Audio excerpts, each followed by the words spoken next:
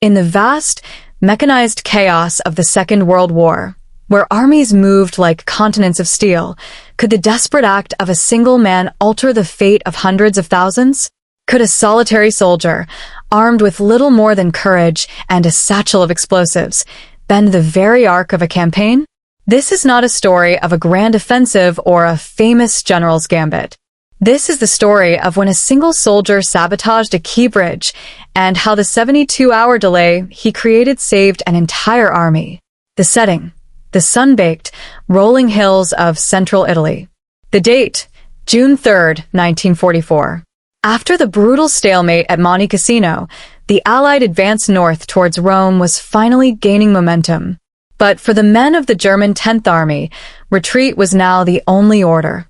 Their objective: to disengage from the relentless pressure of the American 5th and British 8th Armies, cross the Tiber River, and establish a new defensive line. Their lifeline: the last major bridge still in German hands, a vital strategic artery known as Ponte di San Giovanni. And standing between that bridge and the advancing Allied spearheads was one man, Major Hans-Joachim Krug, commander of the 1st Battalion, 4th Parachute Regiment, of the elite 1st Fallschirmjäger Division. To understand the magnitude of what was about to unfold, we must first meet the key players. The German 10th Army, under the command of General Heinrich von Weidinghoff, was a battered but still dangerous force. It comprised the remnants of several divisions, heavy with veteran troops who knew how to fight a delaying action. Their retreat route was a precarious funnel, with the Tiber River as its neck. If the Allies could cut that neck by seizing or destroying the bridges before the German rearguard could cross, the entire southern wing of the army could be encircled and annihilated. The bridge in question, Ponte di San Giovanni, was a robust, multi-arch stone structure capable of bearing the weight of tanks, trucks, and the endless columns of weary infantry.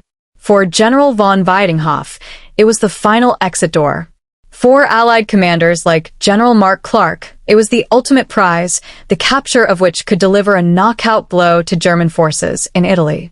Tasked with the army's most critical and most vulnerable duty was Major Hans-Joachim Krug. At 29, Krug was a hardened Fallschirmjäger officer, a veteran of Crete and the Eastern Front. His battalion, though under strength, was composed of some of the finest light infantry in the Wehrmacht.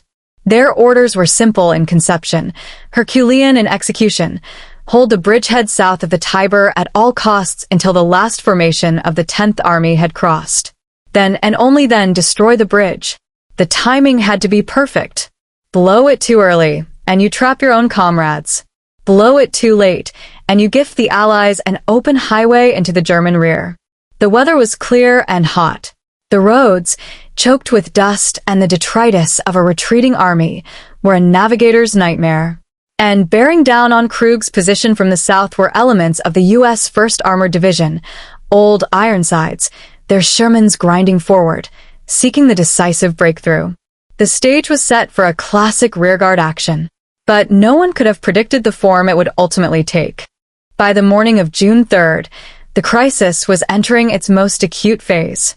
The distant thunder of artillery, once a background rumble, was now a constant companion. To the south, a dense pall of dust marked the approach of American armor. Major Krug had deployed his paratroopers in a series of staggered defensive positions along the high ground overlooking the final approaches to the bridge.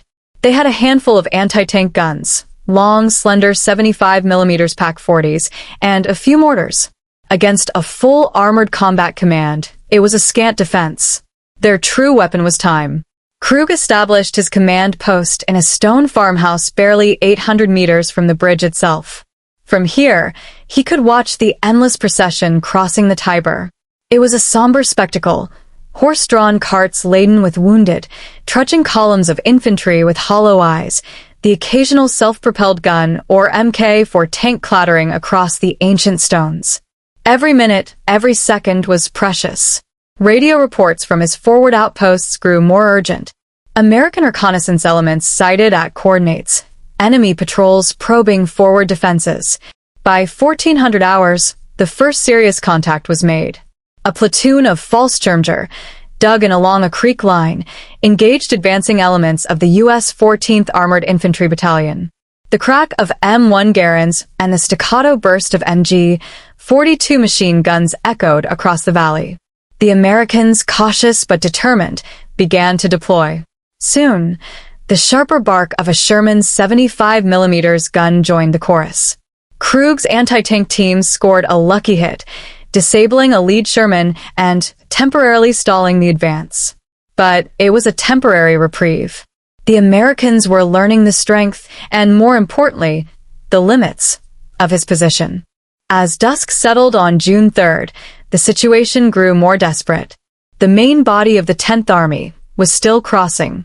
Krug received frantic messages from regimental and divisional headquarters. Hold at all costs. The 15th Panzer Grenadier Division is still 12 hours from the bridge. 12 hours. It might as well have been 12 days. Under the cover of darkness, American engineers began clearing obstacles and more armor moved into staging areas. Krug knew the dawn would bring a storm of steel. Pause. June 4th, 0600 hours. The American attack began in earnest. A coordinated assault by 2 companies of infantry, supported by a full squadron of Sherman tanks, slammed into Krug's outermost perimeter. The Fallschirmjäger fought with the tenacity of men who knew the stakes. They let the infantry advance into killing zones before opening up with interlocking machine gun fire, and their remaining Pak-40s claimed 2 more Shermans, burning brightly in the morning mist.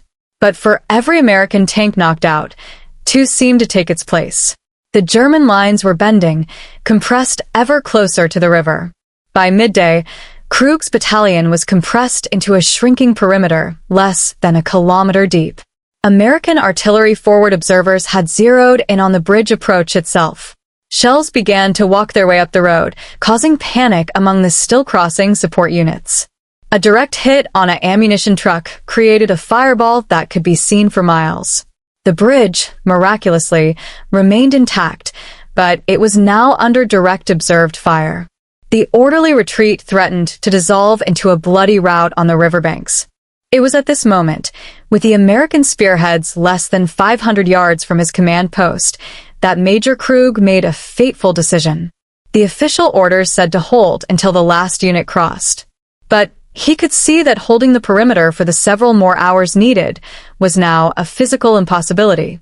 He would have to trigger the demolition prematurely, sacrificing the rearguard units still south of the river to save the army north of it. He gave the order, prepare the bridge for demolition. This was the moment of supreme crisis. The carefully laid demolition charges, packets of military-grade explosives wired to a central plunger detonator on the northern bank, were already in place. The wiring was checked and rechecked. All that was needed was the final command. But as Krug prepared to give that order, a new, more horrifying report reached him. A reconnaissance runner, breathless and covered in grime, delivered the news. A sizable Kampfgruppe from the 15th Panzer Grenadier Division, including several crucial anti-tank and artillery assets, was still on the wrong side of the river. They were fighting a running battle just 3 miles south and were depending on that bridge for salvation. To blow it now was to condemn them. Major Krug was trapped in a commander's worst nightmare. The mathematical certainty of military logic said destroy the bridge, save the army. The moral burden said hold for your brothers in arms. American tank fire was now impacting the fields around his CP. The sound of small arms fire was so close he could distinguish the individual weapons. His radio man handed him the receiver. A frantic colonel from the trapped Kampfgruppe was on the other end, pleading for time. Give us 90 minutes, Krug. For God's sake, 90 minutes. Krug looked at his watch. He looked at the map. He looked at the faces of his exhausted staff. 90 minutes was an eternity. The American pressure was immediate and overwhelming. He made his choice. He would hold. He ordered every remaining man, cooks, clerks, drivers, into the firing line. He personally took a Panzerfaust and moved to a forward slit trench.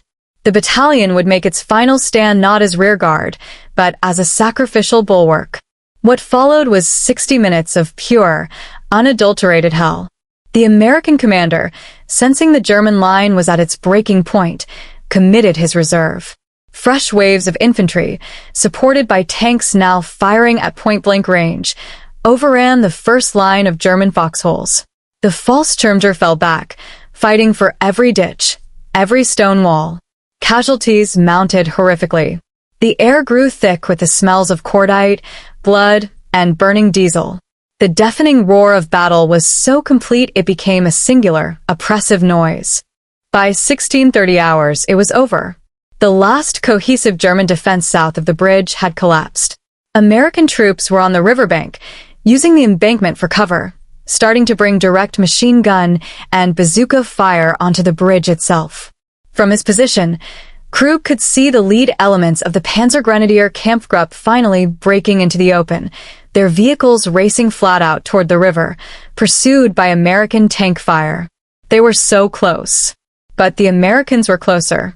An American infantry platoon, seeing the prize within reach, began a desperate sprint for the bridge itself, intent on seizing it intact. The bridge was now a scene of pandemonium. The last German trucks, towing guns, were weaving around craters and debris, racing for the far side. The lead American soldiers were just 200 yards from the southern abutment. In minutes, they would be on it. The trapped Kampfgruppe was still 800 yards away. Major Hans-Joachim Krug knew he had failed. He could not hold the bridgehead. He could not save the Kampfgruppe. And now he was about to lose the bridge to the enemy.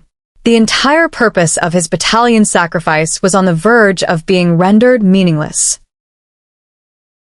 At this absolute nadir, with the Americans meters away from a strategic triumph, the story narrows from the battalion to the man. One of Krug's junior officers, a lieutenant named Karl-Heinz Zahn, saw the unfolding catastrophe. He was positioned near the northern end of the bridge, overseeing the final demolition preparations. He saw the American infantry advancing. He saw the distant German vehicles. He saw the impossibility. The central detonator was useless. To use it now would kill the German trucks on the span. The wiring could be cut by a stray bullet at any moment. The entire complex demolition plan was about to be captured. In that split second, Lieutenant Zahn made a decision that bypassed all command structure, all procedure. He acted not as an officer, but as a soldier who understood the mission's core objective: deny the bridge to the enemy. Grabbing two hefty Haft-Holedung 3 kilograms magnetic hollow-charge anti-tank mines and priming them, Zahn did the unthinkable. He turned and ran onto the bridge. Not away from the enemy, but directly into the fire-swept kill zone. Dodging the last fleeing vehicle, he sprinted to the central arch. The world dissolved into a blur of noise and adrenaline. Bullets snapped past him, pinging off the stonework. He reached the midpoint. With no time for finesse, he slapped one charge onto a key structural support column. He armed it. He moved a few frantic steps and placed the second charge on another critical junction. He had no remote trigger, no timed fuse long enough to escape. He set the fuses for a mere 10 seconds, the shortest, most desperate delay. He turned and ran back toward the German side, as if the devil himself were at his heels. He had covered perhaps 30 yards when he threw himself into a shallow depression near the abutment. The explosion was not the single, controlled detonation of a planned demolition. It was a brutal, double crump that tore the heart out of the bridge. A section of the central span, perhaps 30 feet wide, erupted in a geyser of stone, dust, and twisted rebar. The roadway sagged, then collapsed into the Tiber with a monumental roar, sending a wave of water over the banks. The lead American soldiers, mere steps from the southern entrance, were thrown to the ground by the concussion. Silence, for a brief second, was followed by the sound of grinding, collapsing masonry. Where there had been a passage, there was now a yawning gap. The trapped Kampfgruppe, reaching the southern bank, was saved from capture, but now stranded. More importantly, the American spearhead had been abruptly, violently halted. Lieutenant Karl-Heinz Zahn, ears ringing and covered in dust, had just performed an act of breathtaking, suicidal initiative. He had destroyed the bridge in the only way left possible. Personally.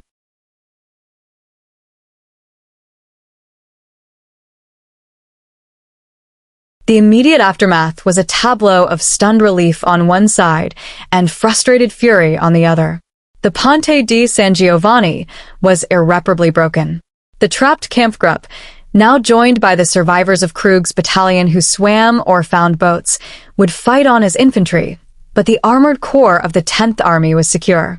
For the Americans, the path to a decisive encirclement was sealed shut. They would have to bring up engineers and build a new crossing under fire, a process that would take time. And time was what Lieutenant Zahn's one-man mission had purchased. Not the planned, orderly delay, but a critical, chaotic, and absolutely vital 72-hour window. For 3 days, American combat engineers labored to erect a Bailey Bridge under constant artillery and sniper fire. Those 72 hours allowed the German 10th Army to slip away, to establish a new defensive line north of the Tiber, and to live to fight another day. It prevented a potential disaster on the scale of the Falaise Pocket. Rome fell on June 5th, but the German army in Italy, though battered, remained a coherent, retreating force, not a destroyed one.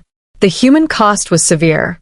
Major Krug's 1st Battalion, 4th Parachute Regiment, was effectively destroyed. Of the nearly 800 men who began the defense, only 132 answered the roll call north of the Tiber. They had held against impossible odds for over 36 hours. For his leadership and his impossible decision to hold, Major Hans Joachim Krug was later awarded the Knight's Cross. But the central figure of the drama was Lieutenant Karl-Heinz Zahn.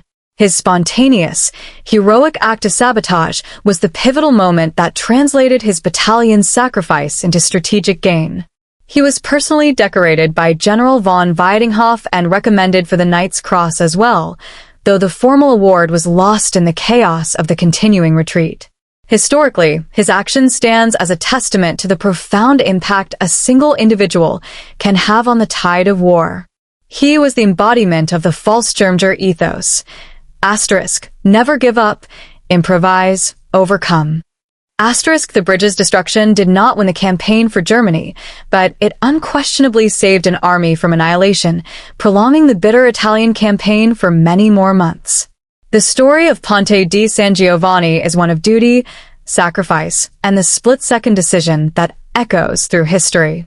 It reminds us that amid the vast movements of divisions and armies, the courage of one man can, at times, hold the weight of thousands on his shoulders. This was just one of countless untold stories from the Second World War. Subscribe to World War II Records as we continue to bring these forgotten chapters of history back to life.